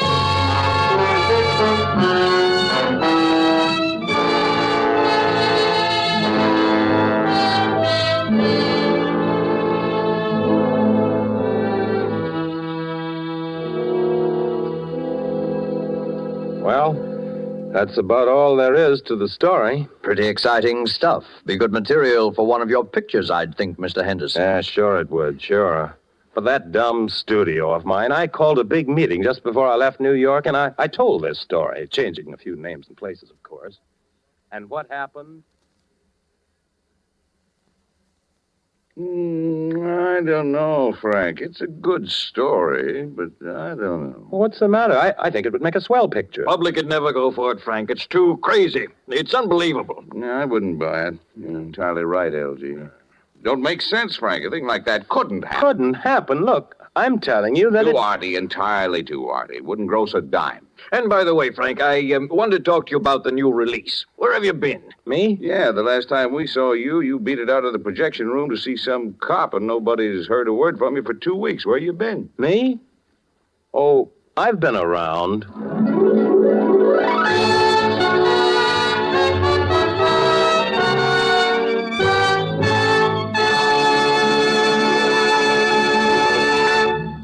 And so closes Sneak Preview, starring Joseph Cotton, tonight's tale of Suspense. Joseph Cotton, star of the Lockheed America Ceiling Unlimited, appeared by courtesy of David O. Selznick, and will soon be seen in the all-star Selznick production, Since You Went Away. Did you know that these Roma Wine suspense dramas are setting a record for the millions of delighted listeners they are attracting? We want you to feel that by tuning in the suspense program every week, you can count on real radio enjoyment. Well, in just as dramatic style, the popularity of Roma wines is also record-breaking, because Roma wines are by far America's largest selling wines. Millions make sure of great wine enjoyment simply by asking for Roma wines. Here's something else these millions have discovered. You don't need fancy glassware or a special occasion to enjoy these zestful, taste-delighting Roma California wines. Roma wines possess lip-smacking flavor and zest because they come from Roma Wine's own wineries, right in the heart of the magnificent California wine grape districts. And you can enjoy them as a daily delight because the cost is only pennies a glass.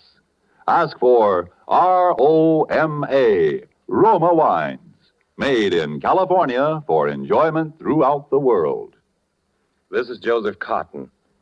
It was a great pleasure to join forces with this really excellent company whose business and pleasure it is each week to keep you in suspense. I know you'll want to be listening next week, as I will, when Sonny Tufts will be your star.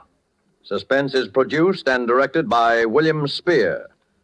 Next Thursday, same time, you will hear Sonny Tufts in Suspense. Presented by Roma Wines, made in California for enjoyment throughout the world.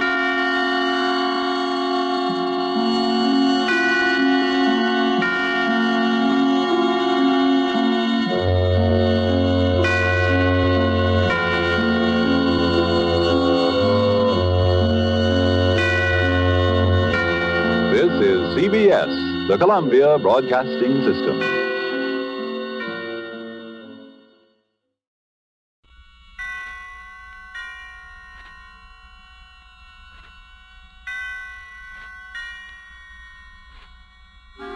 Suspense.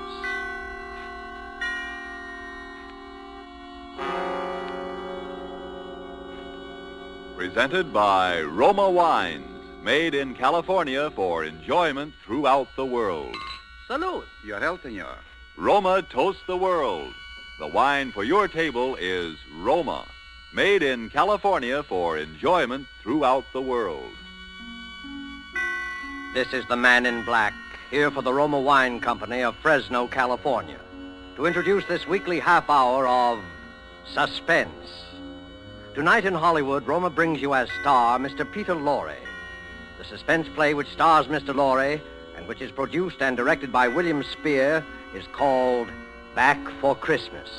In this series, Roma brings you tales calculated to intrigue you, to stir your nerves, to offer you a precarious situation and then withhold the solution until the last possible moment. And so with Back for Christmas and with the performance of Peter Lorre, we again hope to keep you in suspense.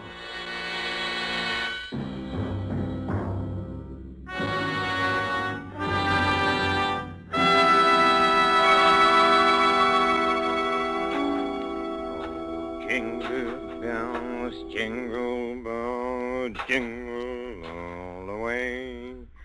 Oh, what fun it is to ride a one-horse open.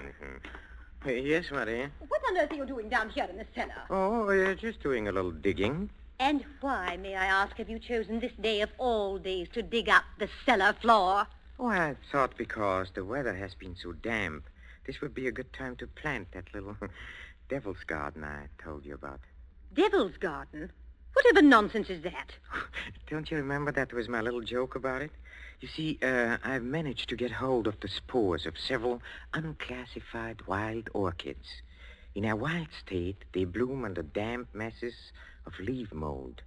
The South American Indians call them devil flowers because they appear to bloom under the ground. Well, I'm sure the South American Indians will be very interested if you succeed in growing these ridiculous flowers under the cellar floor. Whom else it will interest, I can't imagine. Oh, what's that terrible smell. Oh, that's the leaf mold, chemically identical with the earth blanket they grow on in a wild state. And I want to get these started before we close the house. Do you realize that we're sailing for America a week from today, and you've made no arrangements whatever? Unless you call digging a hole in the cellar making arrangements. I certainly don't. Devil's garden, indeed. Sometimes I think you're going soft in the head, Hubert. Oh, I suppose it is inconsiderate of me. You see, and I've been wanting to try this experiment for a long time, but with all those lectures and seminars at the university, there never seemed to be enough time. Well, there certainly isn't any time for it now. I suppose you've forgotten I made an appointment for you at the barber's this afternoon. Oh, must I shave my beard off, Hermione? I thought we'd been through all that. Of course you must. They don't wear beards in America. Bad enough you're speaking with that accent. They'll probably think we're Germans as it is. Oh, I should think it would be quite easy just to explain that I'm Swiss. Now, Hubert, don't be argumentative. Go and get your jacket on and do as I tell you. Yes, Hermione. And don't forget to take your umbrella. It looks like rain. Yes, Hermione. And don't look so put upon, Hubert. Someone has to plan things in this house. Never even get to the university in time for your lectures, much less make arrangements for a trip to America. I know, but what about my specimens? There'll be plenty of time to plant your precious devil's garden when we get home from America. We're not going to be gone forever, you know. We'll be back here for Christmas. Yes, of course. Back for Christmas. I'd forgotten. We'll try to remember it. And if you can't do that, just do as I tell you. I've been making the plans in this house for 20 years. And if there's any digging to be done, I'll manage that as well. You understand, Hubert? Yes, Hermione. Good. Now, you have just 20 minutes to clean up this mess down here and keep your appointment at the barber's. And when you're finished there, I want you to come straight home. All right. I wanted to stop at Miss Markham's and pick up some books I ordered. Well, all right. But don't loiter there the whole afternoon mulling over those old books the way you usually do. Now, hurry and clear up this rubbish. Get rid of that smelly stuff. And no more digging, mind you. No more digging. I'll show her. I'll have my devil's garden, and if I... No more digging, eh? No more digging. Oh, 15 men on a dead man's chest. Yoo-hoo, yoo-hoo, and a bottle of rum.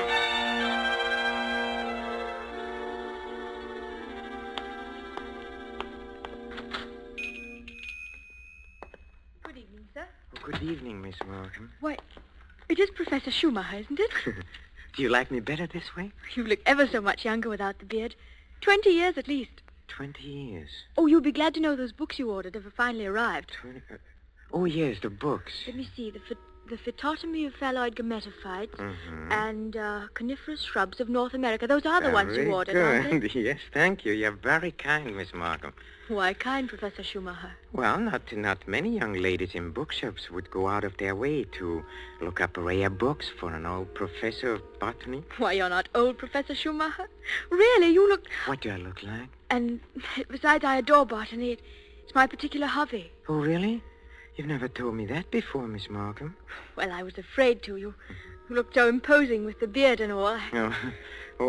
Miss Markham, forgive me if this sounds foolish, but since talking with you today, I feel that shaving off my beard is the most important thing I've done for 20 years. Oh, it is.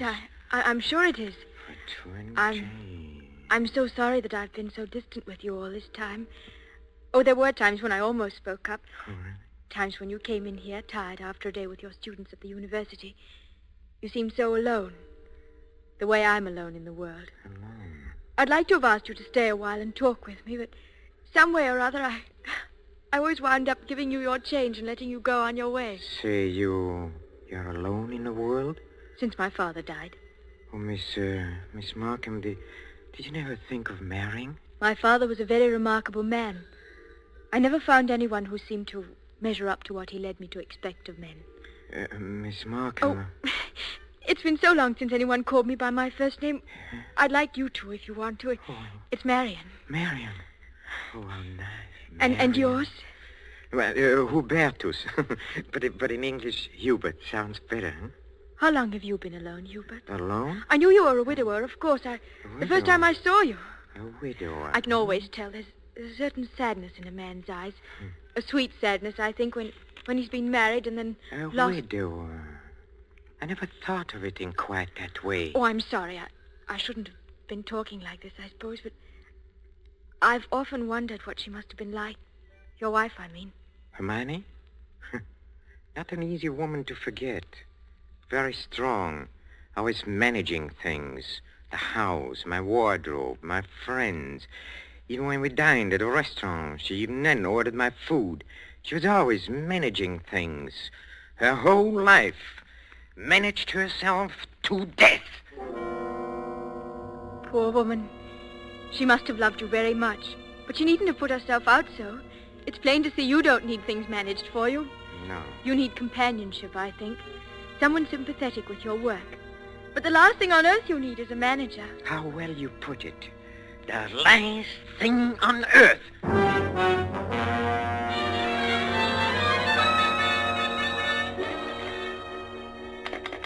Operator, are you there? I'm still waiting on that call to Salisbury. Well, put them on quickly. Hello. Is this Paul Holt and Sons? It's Mrs. Hubert Schumacher. Did you receive my letter? Good. Now remember, we'll be back for Christmas and I want the job done without fail. What's that? No, I'm sure he doesn't suspect anything. Send it to me in New York as I instructed you, addressed in my name, of course. Yes. I've already put them in the mail. You'll get them tomorrow. Thank you. Thank you so much. Oh, here you are, Hubert. Where have you been? Oh, backstairs. I dismissed the servants. Dismissed the servants? Mm-hmm. But I've asked some friends of mine in to a farewell luncheon. Go and tell them it's a mistake. Well, I'm afraid it's too late now. They've packed and gone. You have messed things up properly. How many times have I told you to leave things to me? I make the plans around here. Yes, Hermione. You have to do better than this when I plan the trip home, or we'll never in the world be back for Christmas. Back for Christmas. Back for Christmas. Must you keep saying that? Why not? We are coming back for Christmas, aren't we? Oh, supposing I were offered a professorship in one of those wealthy American universities. Nonsense. Americans care nothing for botany. Well, Luther Burbank was an American, wasn't he? That's different.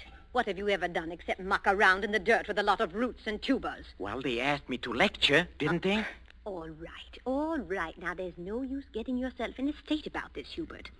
No doubt this extra money will come in very handy when we arrive back... Back for Christmas. I know. Precisely. No good to make a joke of it. Heaven knows where you'd be today if I hadn't got a sense of time. Yes, Hermione. And as you've been so foolish as to dismiss the servants, you may empty the ashtrays and straighten up this room while we're waiting for the guests to arrive. I'm going in to have my bath. Call me when they get here.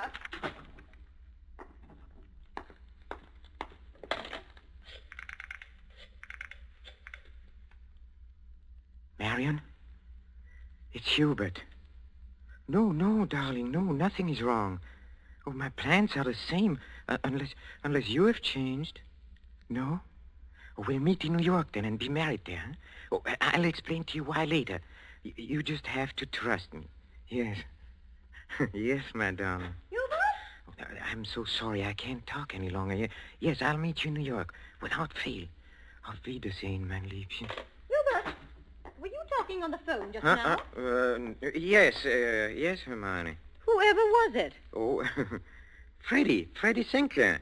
But didn't I hear you say something about meeting somebody in New York? Why, yes. Freddie said he might possibly get over there before we even leave. And I said, of course, we'd meet him there if he decided to go. That seems very peculiar. But then all of your friends are peculiar. Yes, Hermione. And just look at your jacket. Have you been digging in that cellar again? Yes, Hermione. Well, there's no need for it. You can't possibly get that Devil's Garden thing finished before we sail for America. Go and change your clothes before the guests arrive. Oh, never mind. I see somebody coming up the walk now. Go and let them in. Yes. Hubert. Yes? Look out the window. There's Professor and Mrs. Goodenough, but who's that with them? Well, who... Precisely. Freddie Sinclair. Peculiar you should have been talking to him on the phone not 3 minutes ago, and now here he is. Yes, isn't it? But then, as you see, Hermione, all of my friends are peculiar. Not half so peculiar as you. Digging in the cellar the very day we leave for America. Just look at yourself. And now that I think of it... Yes? Oh, never mind. Go and let them in. Oh, you were going to ask me something, Hermione, about the hole I'm digging in a cellar. Good heavens, stop rolling your eyes about that way. One would think you were digging a grave down there instead of a storage bin. Yes, Hermione. What's that? I said yes, Hermione. Father, open the door and please stop saying yes, Hermione. I think, my dear, I have said it for the last time.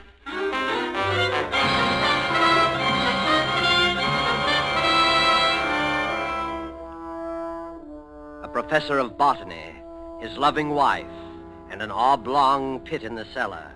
Just the right size for his botanical specimens, his devil's garden. With these ingredients for a story of a perfect crime, Back for Christmas by John Collier and starring Peter Lorre, the Roma Wine Company closes the curtain for a moment on another breathless study in suspense.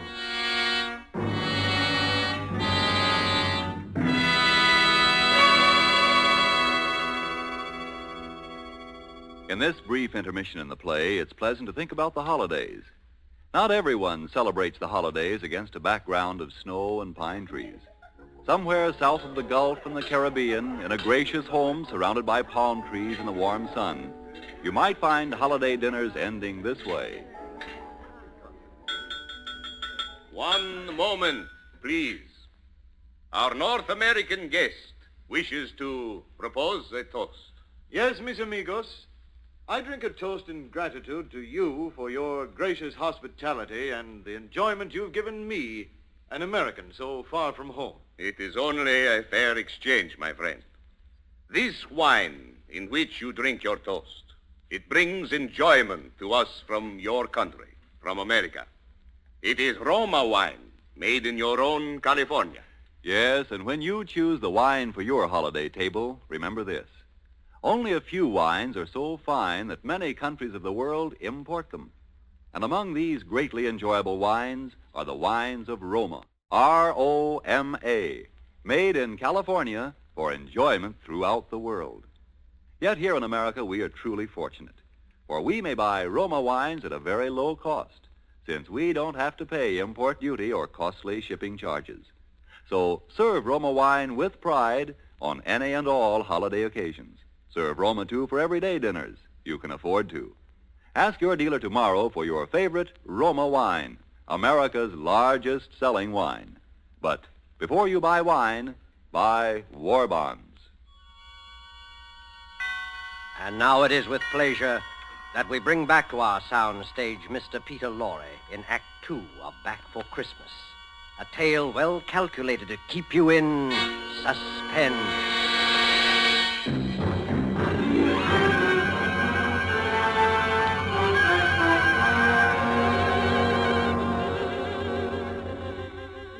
Back for Christmas.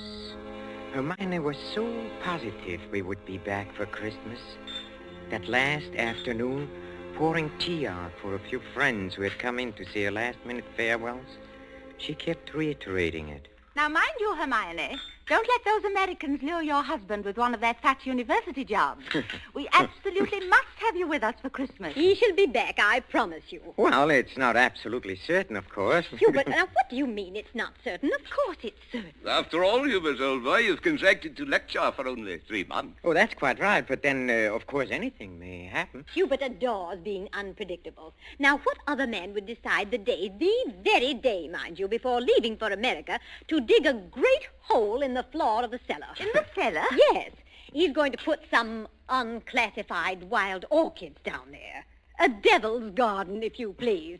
It sounds so mysterious. That's Hubert, though. It's really quite simple, however, once you find out what he's up to. Now, take that telephone call he put through to you a few minutes ago, Freddie. To me? Of course. Now, Hubert wanted to surprise me about your plan to meet us in New York next month. Wasn't that why he called? To ask you not to mention it? My dear Hermione, Hubert couldn't possibly have telephoned me within the past hour. I've been walking in the park since 3. He didn't telephone you? Well, how could he? It is for my going to America. No. Come, Freddie, come. You may as well confess. Hermione has just found me out again. But Hubert, old chap, I really You don't... see what a poor liar Hubert makes. He's red as a beetroot. Aren't you ashamed of yourself, Professor? Stringing poor Hermione along like that. And as for you, Freddie, I'm furious you said nothing to us about going to America. But look here, old girl. I've been trying to tell everyone here Oh, that I'm... stuff and nonsense. The game's gone on long enough. Besides, we must start getting ready. Now, it was marvelous of all of you to come in to say goodbye. And don't worry about Hubert's little jokes. I will bring him back for Christmas. You may rely on it. They all believed her. For years, she had been promising me for dinner parties, garden parties, committees, and the promises had always been kept. This time, they would not be. I had seen to that. The servants were gone for good. The farewells all said. I had timed to the minute how long it would take to fill in a hole in a cellar. My devil's garden. Upstairs in a bedroom, I undressed and put on my old bathrobe, and then I opened the door into Hermione's room. Hermione, have you a moment to spare? Of course, dear. I'm just finished. Oh, then, will you come in here for a moment, please? There's something rather extraordinary here. Oh, good heavens, Hubert. What are you lounging about in that filthy old bathrobe for? I told you to put it into the furnace. Oh, I'll do it. I'll do it today. Yes, really, I will. I promise. Well, high time. Now, what is it you want to show me? Oh, here, in the bathroom. Just look, who in the world do you suppose dropped a gold chain down the bathtub drain? Nobody has, of course. Nobody wears such a thing. Then what is it doing in here? I don't see anything. Well, look. I'll hold this flashlight here for you. If you lean right over, you can see it shining. It's deep down. Oh, such a lot of nonsense, just as we're... Well, I don't see it, Hubert. Go on looking, Hermione, in just a moment. Hubert, I absolutely refuse to... Hubert, what are you doing? Take your hands off my neck. I will, Hermione. Just as soon as I've finished the arrangements for my trip to America. What are you talking about? You thought you were the only one who could plan things, didn't you? Didn't you, Hermione, huh? Oh. Well, I've been making some plans of my own this past week. In exactly 2 minutes and 16 seconds, you'll be dead. You see, I've planned it very accurately. You'll never get away with it. Oh, I thought you would say that, Hermione, but I will get away with it. You won't mind the smell of the leaves mowed down in a cellar when I take you down there today? Yes, that is where you are going, Hermione. Right into my devil's garden that annoyed you so much. My friends all expect me back for Christmas. They do. If they don't hear from me, they'll start asking questions. No, they won't. Because you'll write them letters, Hermione, on a typewriter, as you always do. They'll be signed H, in that neat, correcting way you always sign your notes to your friends. Here, let me up now. No! It won't work, Hubert. You were never any good at planning. Oh, but I have changed. I've learned from watching you all these years. The lecture people in America. They'll expect you to be traveling with your wife. I will be traveling with my wife, but not my present wife, Hermione. Hubert! It won't work, I tell you. That pit you dug in the cellar... Oh, it will work. It'll serve its purpose well. Hubert! No, I'm sorry, dear. This thing has to be done exactly as planned. You have just 5 seconds to say your prayers. Hubert, you must listen. The cellar, Don't do it, Hubert! Yes, Hermione!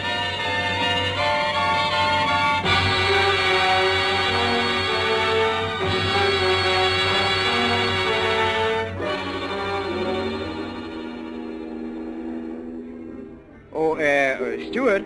Yes, sir? Oh, my wife, she's in this post. She'll be taking her meals in our stateroom. For the whole voyage, sir? Yes, for the whole voyage. I trust your wife is feeling better this morning, Professor Schumacher. A little. Not yet well enough to leave her cabin. Oh, what a shame. Oh, Professor Schumacher. Yes? Here's a copy of the radiogram you sent for your wife last evening. Thank you. I'll just check it over. Oh, but look here. Why? What's the matter? Did the typist make a mistake? No. It's nothing important. She can correct it later.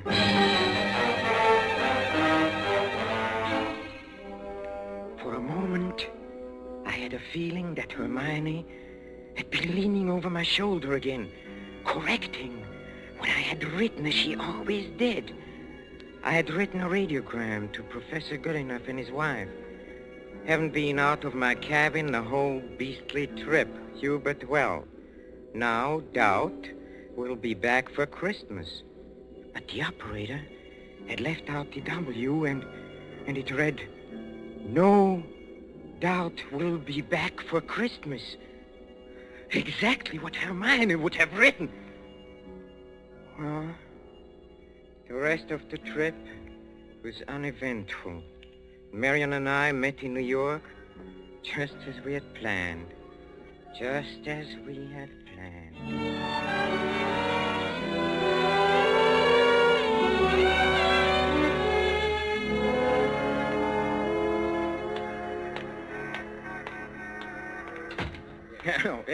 Professor and Mrs. Schumacher, we have reservations, I believe. Oh, yes, we've been expecting you, sir.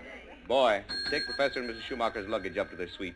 You know, Mrs. Schumacher, you're quite a surprise. Oh? Your letter reserving the rooms was so thorough, I was expecting an older, more forbidding sort of person, frankly, ma'am. No.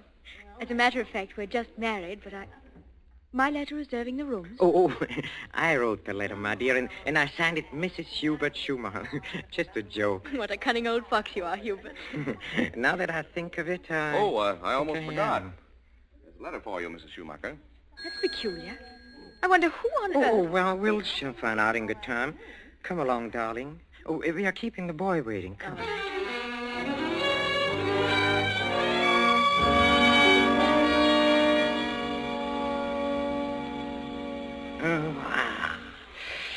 Nothing like a cold, brisk shower to put a man to rights. Hubert, this letter. Oh, yes, the letter. Oh, dry my hair, will you, darling? Please.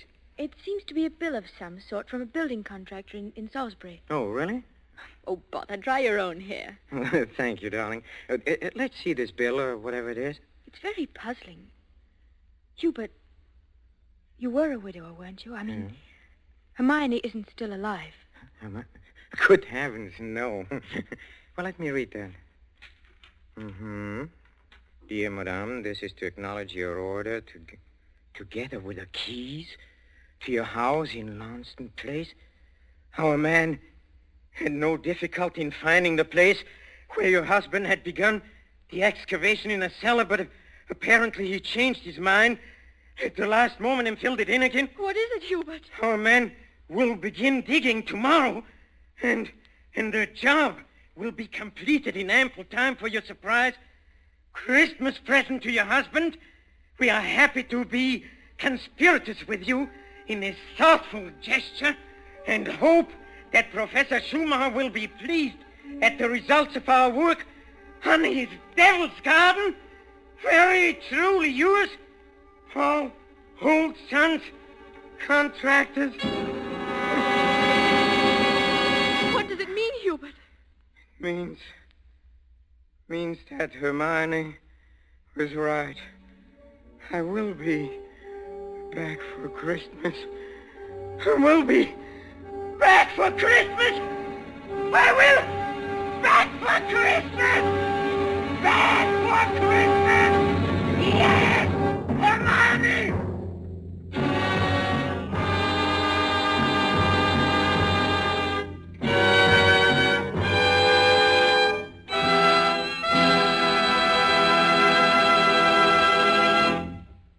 And so closes Back for Christmas, starring Mr. Peter Lorre, tonight's tale of Suspense. In just a moment, we shall hear again from Mr. Lorre. But first, just a word that seems appropriate. One of the world's oldest customs is the Christmas toast, and traditionally, down through centuries of war and peace, the Christmas toast has been drunk in wine. This year, when the glasses are filled and raised once again, we know that in every home the toast will be to a speedy victory and a speedy return of those we love. And before we set the wine glasses down, let us all resolve to do everything within our power to help make that toast come true. Let us resolve to help supply the weapons of war by buying even more and more war bonds. Let us resolve to face our own inconveniences without complaining. And above all, let us resolve that when this war is at last over, each of us will exert all our effort to see that future Christmases truly express peace on earth, goodwill to men. This thought, together with our very best wishes of the season, is the Roma Wine Company's Christmas message for you, its friends, here in America and throughout the world. This is Peter Lorre. Thank you for listening to our suspense play this evening, and I know you're looking forward to next week's show as I am.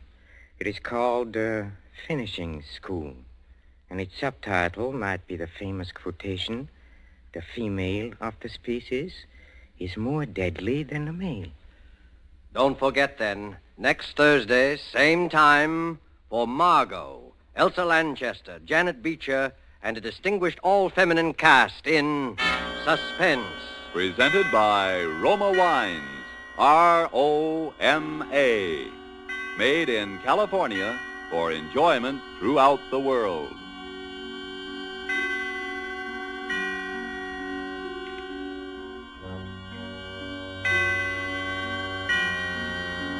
This is the Columbia Broadcasting System.